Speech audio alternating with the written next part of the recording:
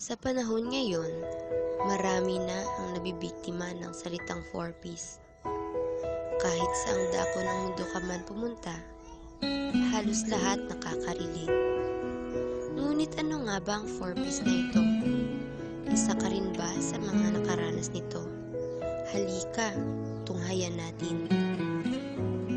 Una ay ang paasa, yung tipong akala mo sa iyo na. Akala mo iyon na.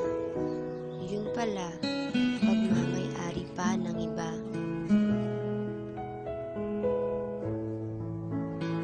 Kalawa ay ang papati, yung tipong naniwala kang ikaw na.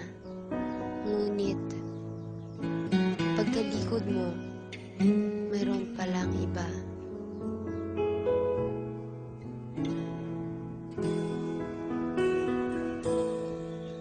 Pangatlo ay ang pa-fall, yung tipong akala mo sasaluhin ka niya. Ngunit, nang may nakita siyang iba, iniwan ka na lang basta-basta. At panghuli ay ang paalam. Dito ang puntong magdedesisyon ka na para sa sarili mo. Yung tipong magpapaalam ka na masaya o magpapaalam ka na malungkot. Dahil sa mga ginawa na sa'yo, oras naman para intindihin mo ang sarili mo.